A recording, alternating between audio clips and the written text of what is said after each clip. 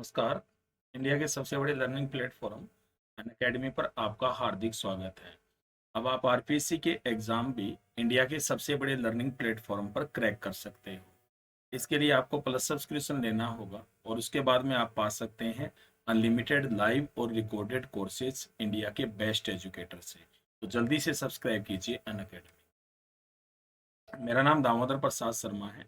मेरा teaching experience 15 years का है और मैंने टीचर एग्जाम क्लियर किया है 2018 में। मेरी जो रोजाना क्लासेस है यूट्यूब के राजस्थान 360 चैनल पर शाम को 7 बजे होती है। स्पेशल क्लास होती है 8:30 बजे।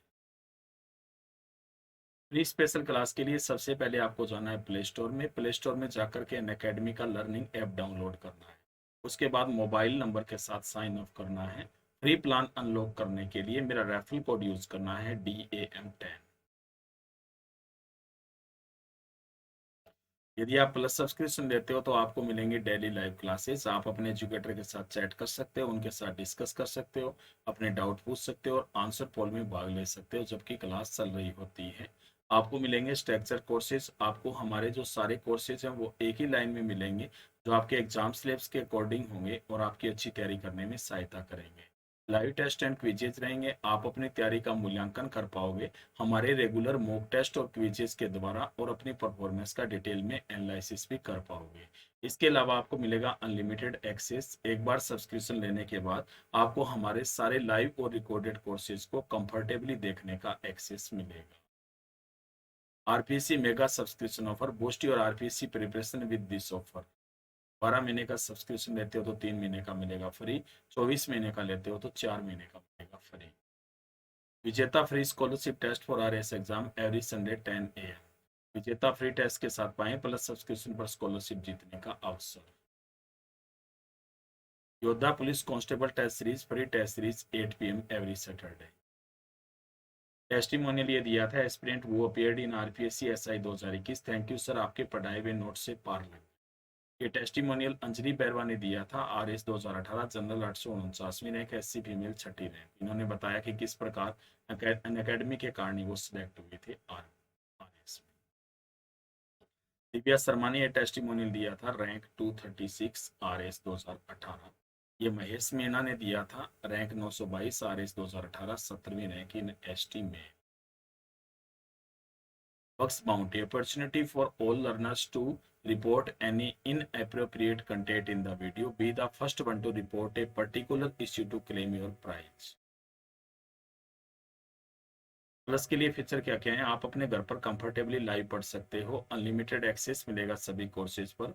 टॉप एजुकेटर जो इंडिया के हैं वो आपको एक ही प्लेटफॉर्म पर मिलेंगे। आप अपने सिलेबस को कवर कर पाओगे, अपने एग्जाम की कंप्लीट तैयारी कर सकते हो, रेगुलर डाउट क्लियरिंग सेशन में जा सकते हो, लाइव टेस्ट सीरीज में भाग ले सकते हो। स्टडी मटेरियल मिलेगा PDF फॉर्मेट में। आंसर राइटिंग सेशन रहेंगे, मेंटरशिप एंड गाइडेंस भी रहेंगे।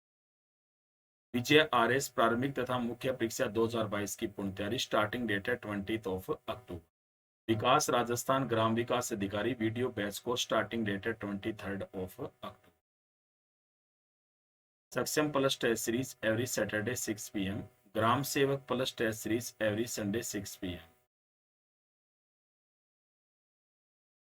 ठीक है, इसके अलावा जो कोर्सेज अवेलेबल है आपके वो RS RPSC SI पटवार हेडमास्टर वनरक्षक वनपाल junior engineer JBBNL read level first and second Aspire English medium college lecture exam. ठीक है, इसके अलावा जो नए कोर्सेज हैं वीडियो के और राजस्थान पुलिस के। एक सब्सक्रिप्शन पर आप सारे एग्जाम की तैयारी कर सकते हो ऐसा केलोन अकेडमी पर। डिस्काउंट जो सब्सक्रिप्शन पर है वो 10% का रहेगा। इनमें से कोई भी प्लान चूज कीजिए, मेरा रेफरल कोड यूज कीजिए DM10 तो आपको मिलेगा 10% का डिस्काउंट। जैसे 24 महीने का प्लान है वो 8,400 रुपये का है। यदि आप मेरा रेफरल कोड यूज करोगे DM10 तो 10% के डिस्काउंट के साथ पड़ेगा 7,560 में। कॉम्बो सब्सक्रिप्शन ऑफर आप सभी लर्नर के लिए अकेडमी लेकर आया है मेगा कॉम्बो ऑफर।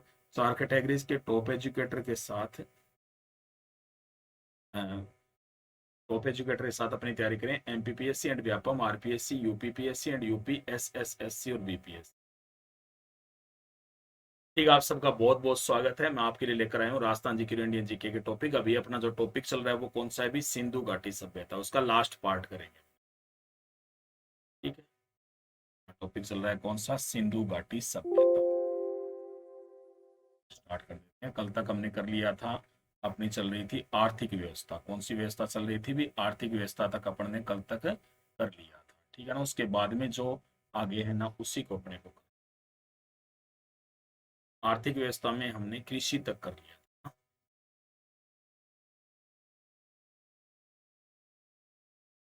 हिंदू,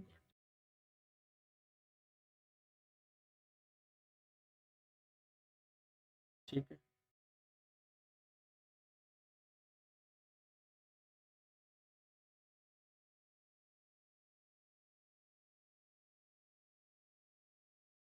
आर्थिक आर्थिक व्यवस्था में कृषि तो अपन ने पढ़ लिया था। अब अपन पढ़ते हैं पशुपालन, ठीक है ना। पशुपालन के बारे में, पशुपालन की बात करें तो सिंधु सभ्यता में पशुपालन का साक्ष्य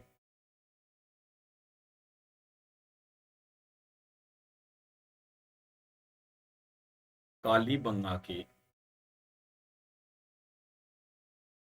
चित्र से मिला। कालीबंगा में एक चित्र मिला था ना, इसमें एक व्यक्ति पशुओं को लेकर आगे बढ़ रहा, ठीक है ना, ये मिला था। ठीक है, इससे पशुपालन का संकेत।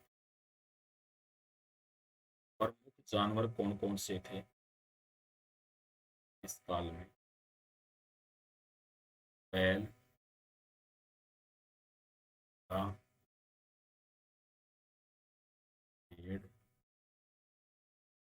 बकरी,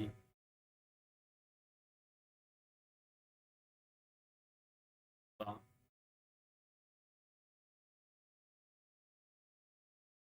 ठीक है, व्याघ्र, भैंसा, गेंडा, एक सरंग पशु, ये काफी सारे थे। ठीक है, आपसे पूछा जाए कि सर्वाधिक पाया जाने वाला पशु,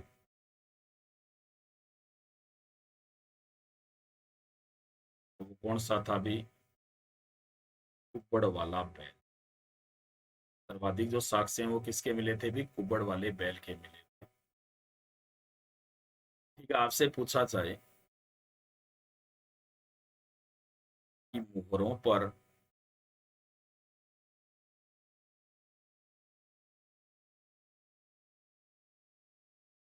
सर्वाधिक अंकन कौन से पशु का था भी? एक सरंग पशु का। मोहरों पर सर्वाधिक अंकन किसका था? एक सरंग पशु का, एक सिंग वाला था ही।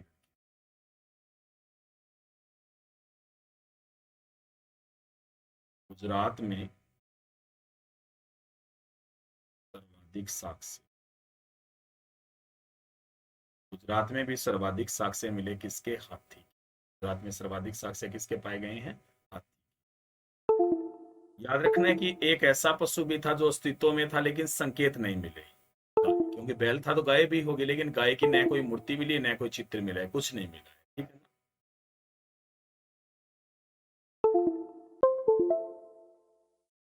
गाय,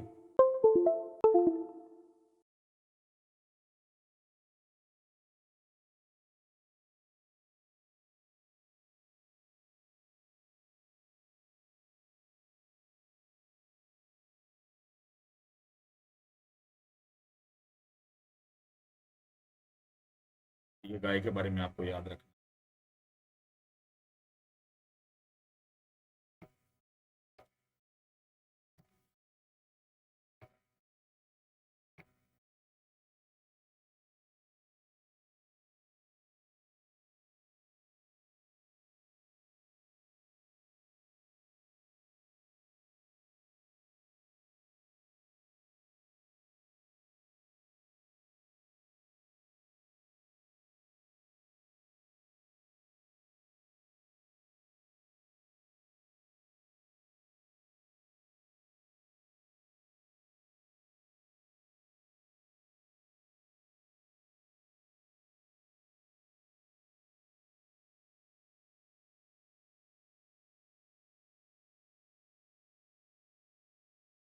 ठीक है, तो गाय के बारे में याद रखना है, गाय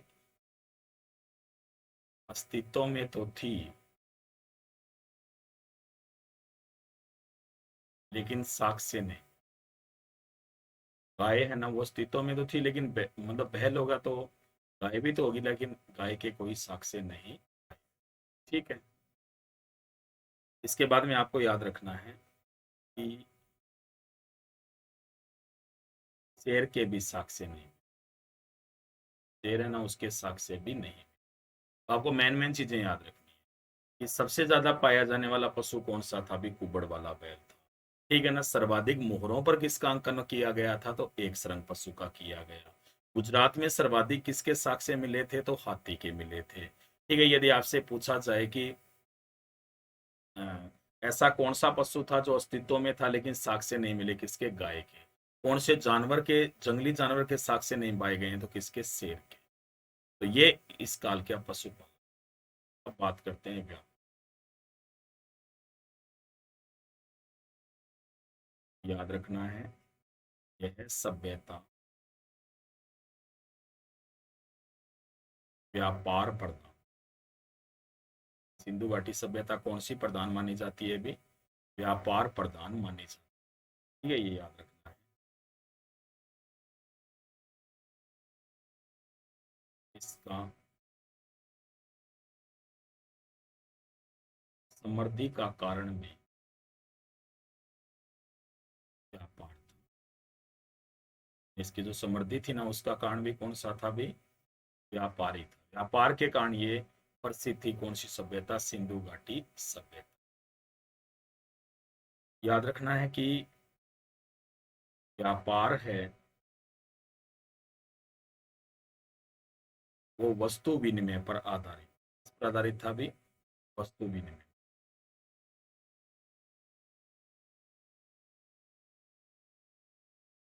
व्यापार किस पर आधारित था, वस्तु विनिमय। वस्तु विनिमय का महत्वपूर्ण साधन क्या होती थी।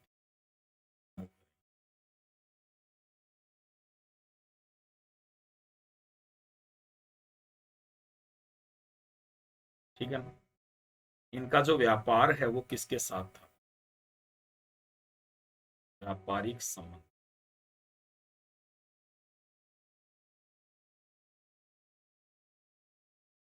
मेसोपोटामिया यानी सुमेरिया,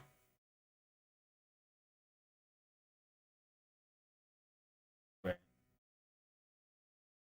मिस्र सभ्यता, इनके साथ क्या थे, इनके व्यापारिक संबंध। ठीक है। तो मेसोपोटामिया में जो सुमेरिया के लेख है, सुमेरियन लेखों में लूहा नामक व्यापारियों के वर्णन है। कौन से, लूहा नामक व्यापारियों के वर्णन।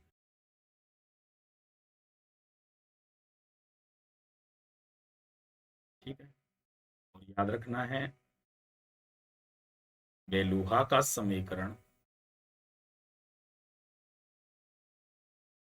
बेलूहा का जो समीकरण है वो सिंधु व्यापारियों से किया गया।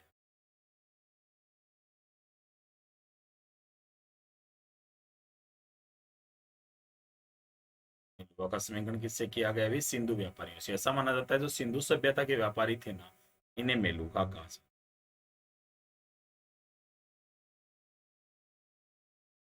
बिचौलिए का काम दो देश करते थे।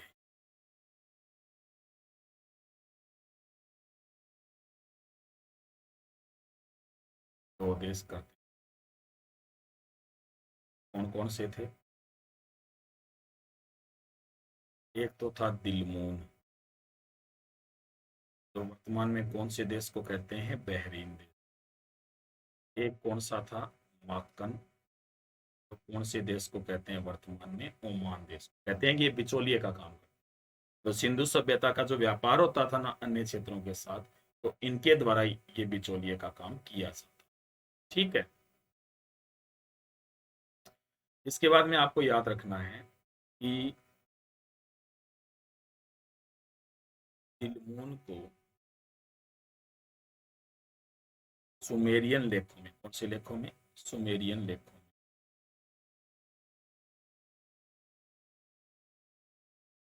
उगते सूर्य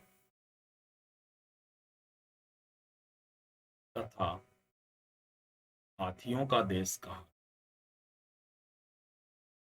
उगते सूर्य और हाथियों का देश किसे कहा गया? दिलमून को कौन से लेखों में? सुमेरियन लेखों में। ठीक है। इसके बाद में आपको याद रखना है कि इनका समुद्री व्यापार भी हो।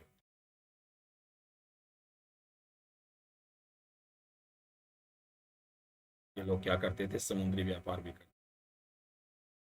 सिंधु सभ्यता के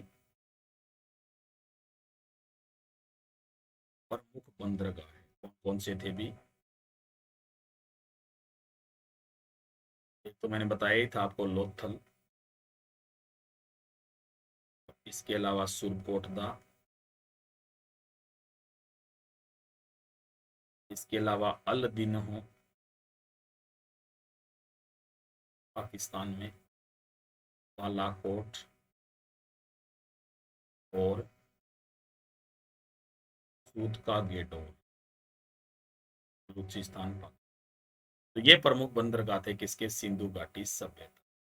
अब सिंधु सभ्यता में तो मेसोपोटामिया की मोहरें वगैरह मैंने बताई थी, और मेसोपोटामिया के कुछ स्थानों पर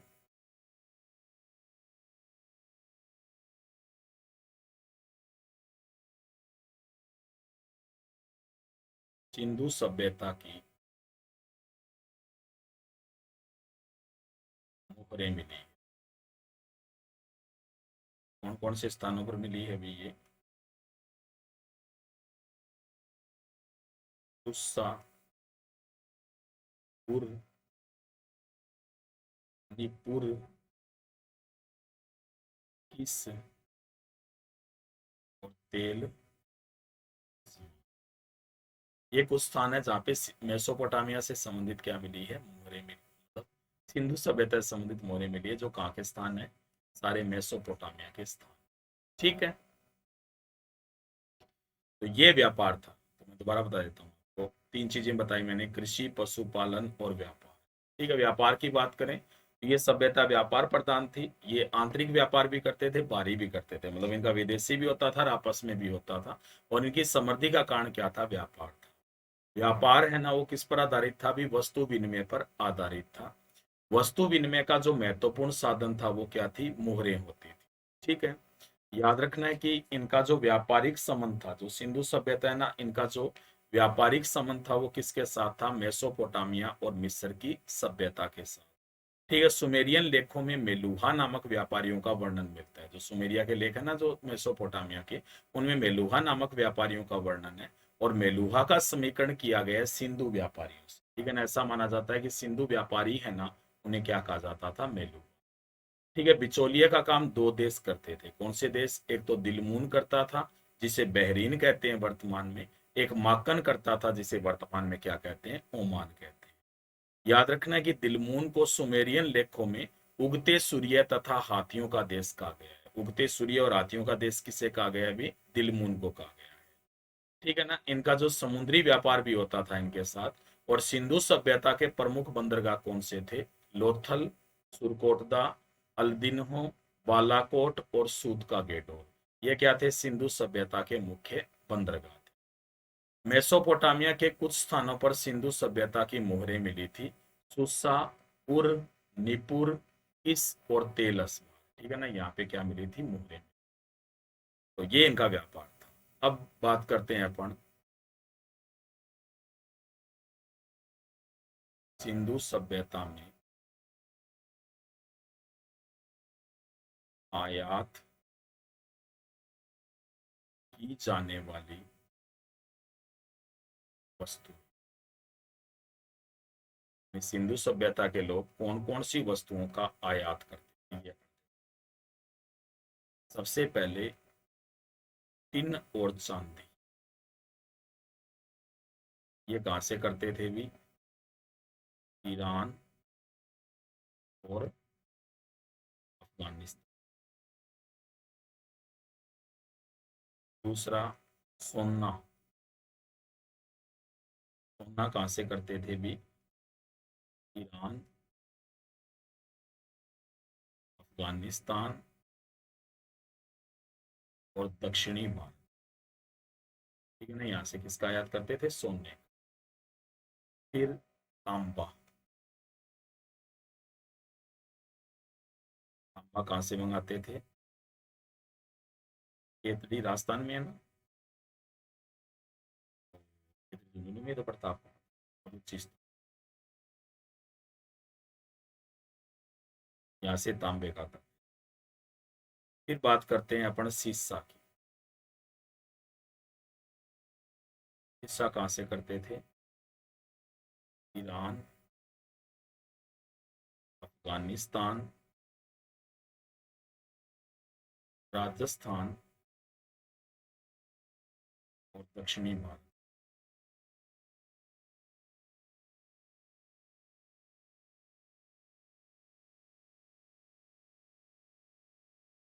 ठीक है, इसके बाद में यदि अपन बात करते हैं नील रतन की।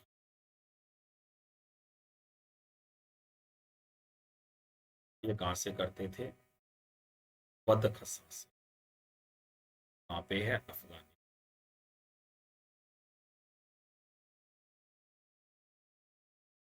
फिर सेलखेड़ी, सेलखेड़ी जिससे मोरे बनाते थे ना, वो कहाँ से मंगाते थे? राजस्थान, गुजरात और बलूचिस्तान। यहाँ से सेलखेड़ी। ठीक है, इसके बाद में फिर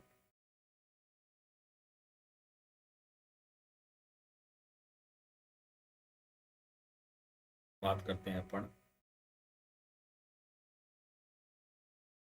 समुद्र में पाई जाती थी ना शंख और पोड़ी।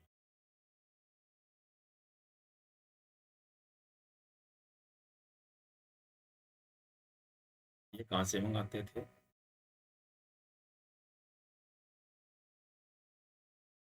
सौराष्ट्र, गुजरात और कहाँ से? राजस्थान। ठीक है, तो ये मुख्यतः आयात की जाने वाली वस्तुएं थी। इसके अलावा और भी करते थे, हरितमणि वगैरह, शिलाजीत, लाल गोमेद वगैरह, ये इतनी चीजें याद रखें। ठीक है, ये आयात की सर्वाधिक आयात किया जाने वाला,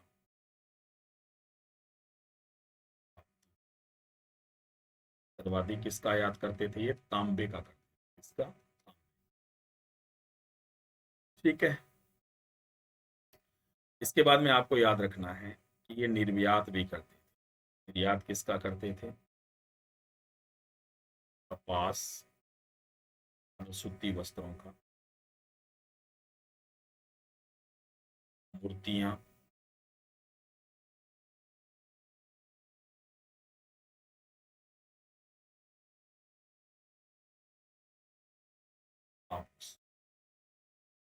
आभूषण होते थे ना मिट्टी वगैरह बने हुए, तो ये इनका क्या करते थे? निर्यात। ठीक है, तो ये आयात की जाने वाली वस्तुएं थी कुछ, और कुछ क्या थी? निर्यात की जाने वाली वस्तु। ठीक है, तो मैं दोबारा बता देता हूँ, सिंधु सभ्यता में आयात की जाने वाली मुख्य वस्तुएं कौन सी थी? सबसे पहले अपन बात करते हैं किसकी? टिन और चांदी। ठीक है ना, ये कहाँ से? ईरान, अफगानिस्तान से। ठीक है, सोना कहाँ से? ईरान, अफगानिस्तान और दक्षिणी भारत से। तांबा कहाँ से? खेतड़ी, राजस्थान और बलूचिस्तान से। सीसा कहाँ से? ईरान, अफगानिस्तान, राजस्थान और दक्षिणी भारत से। ठीक है, ये आयात की जाने वाली वस्तु। ठीक है, इसके अलावा नील रतन कहाँ से? बदखसा, अफगानिस्तान से। शेलखड़ी कहाँ से? राजस्थान, गुजरात और बलूचिस्तान से। शंख और पोड़िया कहाँ से? सौराष्ट्र, गुजरात और राजस्थान से। सर्वाधिक आयात किया जाने वाला धातु कौन सा था? तांबा था। निर्यात मेनली सूती वस्त्र, मूर्तियां, खिलौने और आभूषण। अब बात करते हैं शिल्पकला और धातु।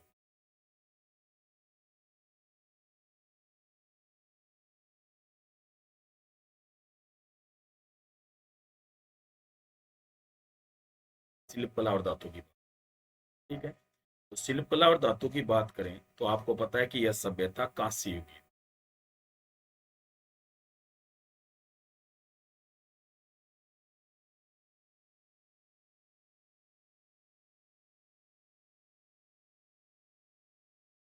ठीक है।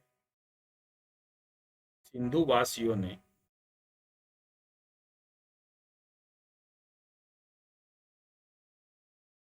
तांबे व टिन को मिलाकर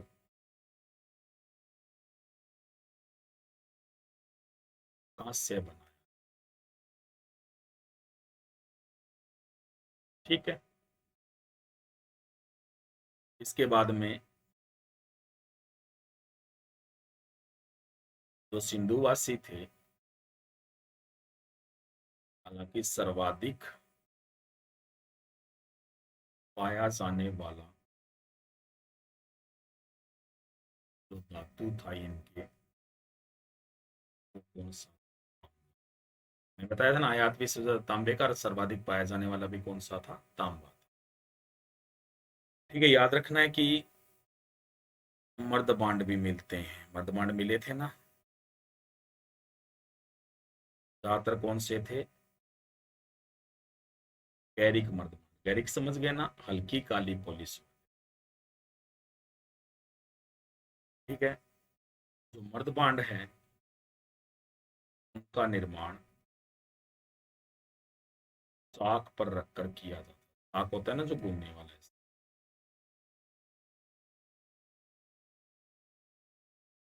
किया जाता है।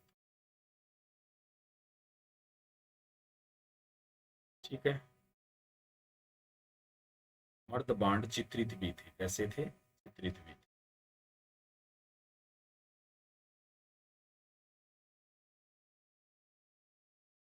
याद रखना है, हड़प्पा के मर्दबांडों पर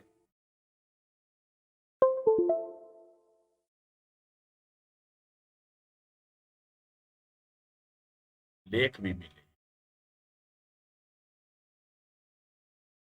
हड़प्पा के जो मर्दबांड है ना, उन पर लेख भी मिले।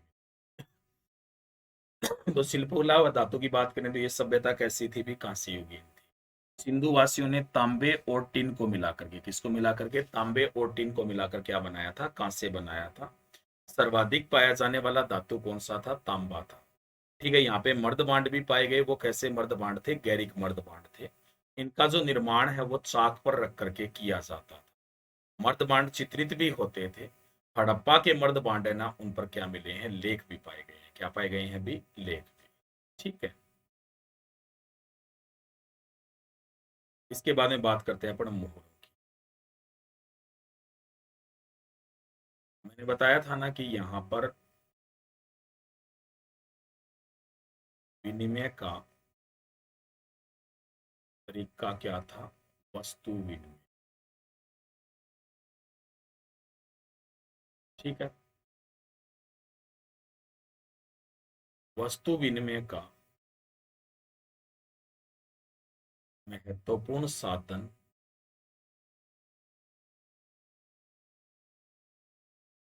क्या होती थी? मुहरें होती। क्या होती थी? मुहर। ये मुहरें तेल खेड़ी से बनी होती।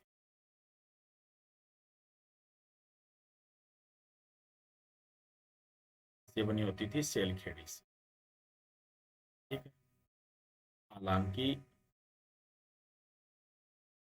बनावली में मिट्टी की मुहरें भी पाई गई। किसकी पाई गई थी? भी मिट्टी की मुहरें भी पाई। ठीक है। बनावली में किसकी मुहरें पाई गई थी? मिट्टी की मुहरें भी पाई गई। याद रखना है कि यहाँ पर जो मुहरें मिली थी हिंदू सभ्यता में, उनका आकार कैसा? ये होती थी भी वर्गाकार, आयताकार, गोलाकार, मेसोपोटामिया बेलना। ठीक है, याद रखना है लोथल में बटन के आकार की मोहरें भी छोटी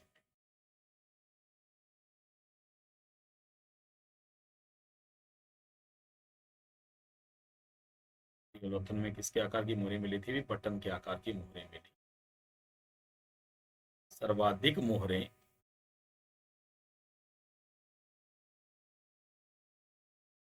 कैसी मिली थी? भी आपसे पूछा जाए सर्वाधिक मोहरें कौन से आकार की मिली थी, तो वर्गाकार। और वैसे मैंने आपको बताया था कि सर्वाधिक मोहरें पाई गई थी कहां पे? मोहनजोदड़ो। सर्वाधिक मोहरें कहां पर पाई गई थी? मोहनजोदड़ो। मैंने बताया लगभग 1300। और अभिलेख युक्त सर्वाधिक मोहरें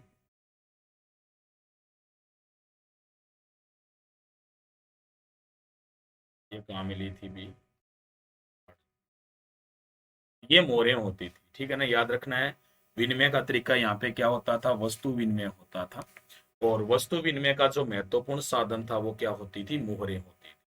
ये जो मोहरें ये किससे बनी होती थी? भी सेलखेड़ी से बनी होती थी। हालांकि बनावली में किसकी मोहरें पाई गई थी? मिट्टी की मोहरें भी पाई गई थी। इन मोहरों का आकार कैसा था? वर्गाकार, आयताकार, गोलाकार और बेलनाकार। लोथल में किसके आकार की मोहरें मिली थी? बटन के आकार की मोहरें मिली। सर्वाधिक जो मोहरें पाई गई थी वो कौन सी आकृति की थी? वर्गाकार। सर्वाधिक जो मोहरें वो कहां पर पाई गई थी? भी मोहनजोदड़ो में। हालांकि अभिलेख युक्त सर्वाधिक मोहरें कहां मिली थी? हड़प्पा। अब बात करते हैं लिपि। ठीक है,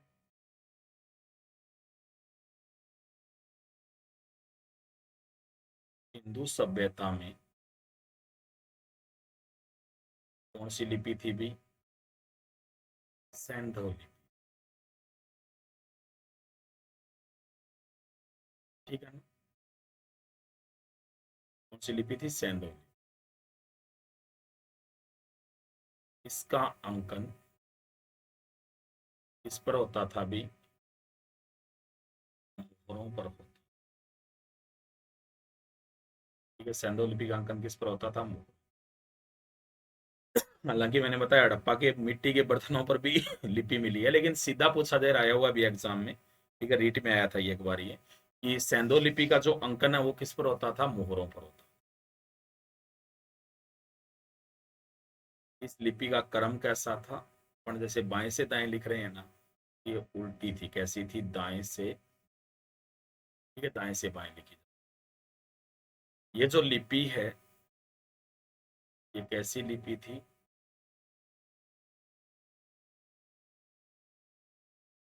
भावचित्रात्मक लिपि। कैसी थी भी ये? भावचित्रात्मक। ठीक है, तो चित्रों से समझना पड़ता है भी क्या लिखा गया। कुल चित्राक्षर कितने थे? जैसे वोवल कॉन्सोनेंट होते हैं ना, वैसे ही कुल चित्राक्षर कितने थे? 64 थे। प्रत्येक जगह 250 से 400 चित्र मिले। एक जगह कितने चित्र मिले? 250 से 400 चित्र। सर्वाधिक जो चित्र हैं किसके मिले? भी मछली के मिले। सर्वाधिक चित्र किसके पाए गए थे? मछली के। याद रखना है कि जो सैंधव लिपि है ना, सैंधव लिपि देसी लिपि है, मतलब भारत की है। इसका अन्य लिपियों से कोई संबंध नहीं। अन्य जो लिपियां ना उनसे कोई संबंध नहीं। याद रखना है कि इस लिपि को आज तक पढ़ा नहीं जा सकता।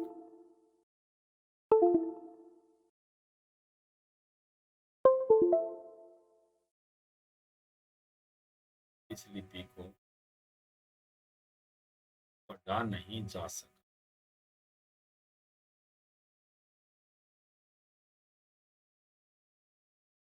सर्वप्रथम पढ़ने का प्रयास वेडेन ने किया था भी। वेडेन ने सबसे पहले पढ़ने का प्रयास वेडेन ने किया, हालांकि इसे आज तक पढ़ा नहीं जा सकता। तो याद रखना है, जो सिंधु सभ्यता है ना, उसमें जो लिपि थी वो कौन सी थी भी? सैंधव लिपि थी। और सैंधव लिपि का जो अंकन है वो किस पे किया जाता था? मोहरों पर। इसका जो क्रम था वो कैसे था? दाएं से बाएं था। और ये जो लिपि है ना, वो कैसी लिपि थी? भाव चित्रात्मक लिपि थी। याद रखना है कि इसमें कुल जो चित्राक्षर थे उनकी संख्या कितनी थी? 64 थी। प्रत्येक जगह जो चित्र मिले हैं वो 250 से लेकर कितने मिले हैं? 400 मिले हैं। सर्वाधिक जो चित्र हैं वो किसके पाए गए हैं? मछली के। सैंधव लिपि है ना, ये देसी है और इसका अन्य लिपियों से कोई संबंध नहीं है। इस लिपि को अभी तक पढ़ा नहीं जा सका है। सर्वप्रथम पढ़ने का प्रयास किसने किया था? वेडेन। यानी वेडेन ने सबसे पहले इसे पढ़ने का प्रयास किया, हालांकि इसे आज तक कोई पढ़ नहीं पाया है। मापतोल। मापतोल की बात करें तो आपको पता है कि मापने के लिए पैमाने मिले थे। क्या मिले थे? पैमाने। पता है ना, हड़प्पा से, लोथल से।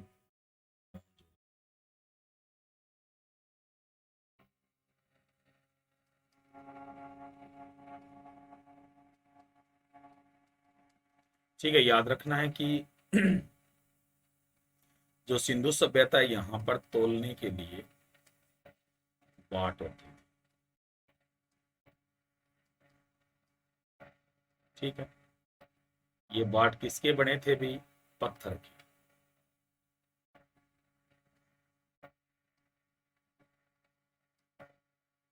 पत्थर के बने होते थे। ये दशमलव प्रणाली पर आधारित।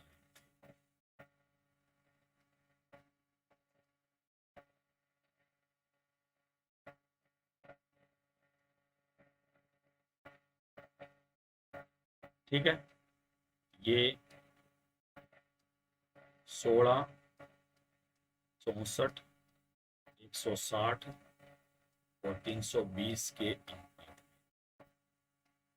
140 का अनुपात भी बताया गया इनके। ठीक है ना। तो मापने के लिए क्या बने थे? पैमाने बने थे। और ये पैमाने कहाँ से मिले? हड़प्पा, लोथल और मोहनजोदड़ो से।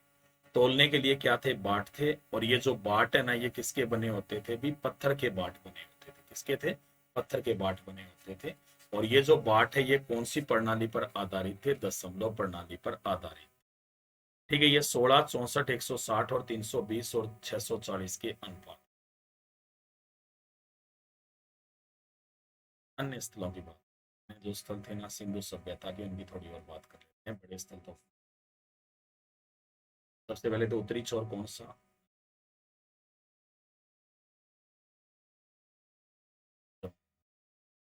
कौन सी नदी के किनारे में? नाग नदी के किनारे। ठीक है, यहाँ पर संकेत मिले हैं 3 स्तरों के।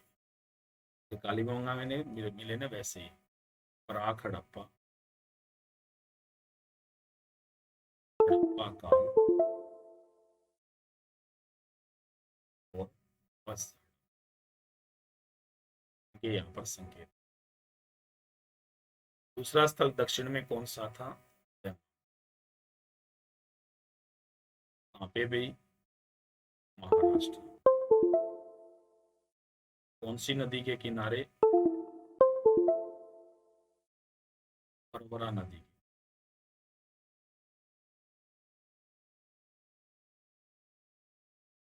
यहाँ पर क्या मिला था? एक हास्यकार रथ में। इसे कौन चला रहा है? एक नगन व्यक्ति। नगन व्यक्ति एक रथ को चला रहा है, कांस्य का रथ है।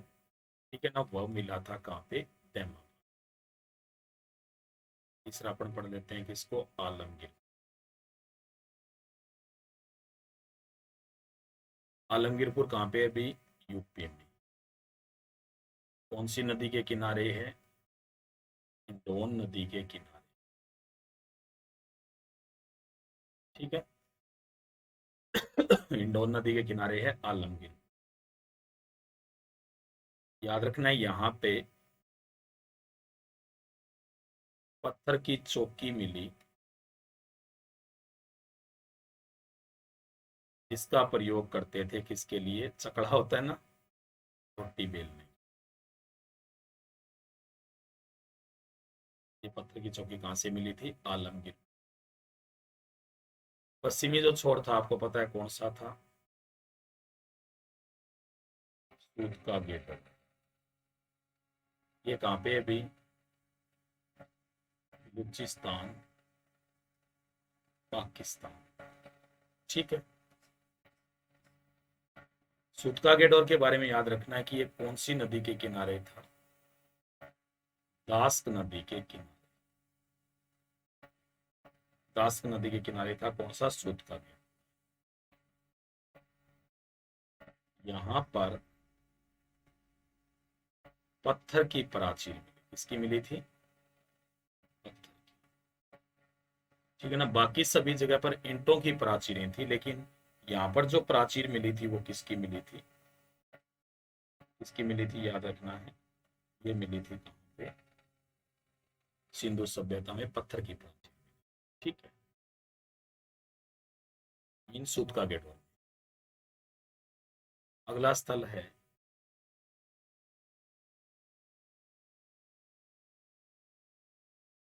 राखी गढ़। यहाँ पे है हरियाणा। कौन सी नदी के किनारे? सरस्वती नदी के किनारे। ठीक है। याद रखना है कि इसका वर्तमान में उत्खनन जारी है।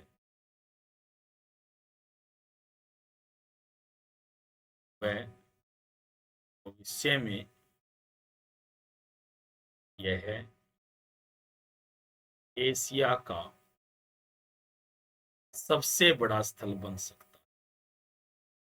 भविष्य ये कहता है कि ये भविष्य में एशिया का सबसे बड़ा स्थल। तीर्थस्थल। ये कहाँ पे भी? हरियाणा। ये भी कौन सी नदी के किनारे? सरस्वती नदी के।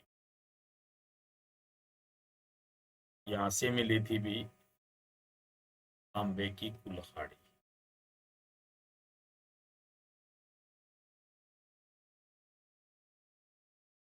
अगला स्थल कौन सा है? कुनाल। ये भी कहाँ पे है अभी? हरियाणा में। कौन सी नदी के किनारे? सरस्वती नदी के किनारे। यहां से क्या मिले थे? चांदी के दो मुकुट पाए गए थे। कहां से? कुनाल, हरियाणा से। अगला स्थल है रोपड़। रोपड़ कहाँ पे भी? पंजाब में। कौन सी नदी के किनारे? सतलज नदी के। यहाँ पर मानव शवों के साथ कुत्ते के शवादान के साक्ष्य मिले।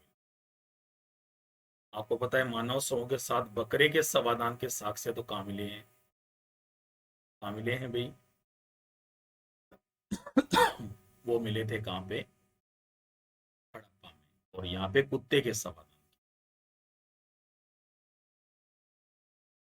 अनमोल कहाँ पे भी? पंजाब। ये भी कौन सी नदी के किनारे? सतलज नदी के। यहाँ पर कालीबंगास की तरह कच्ची ईंटों से बना एक दुर्ग मिला।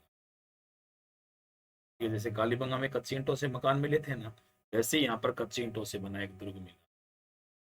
और यहाँ पर मिली थी तांबे की दो छेद। अगला स्थल सुरकोट। कहाँ पे भी? गुजरात में। कौन सी नदी के किनारे है? मानसर।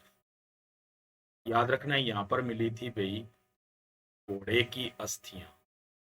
घोड़े का जबड़ा मिला था कहाँ भाई? कहाँ मिला था? मोहनजोदड़ो में। घोड़े की मूर्ति मिली थी लोथल में। और राणा गुंडई है वहां पे मिला है घोड़े का दांत।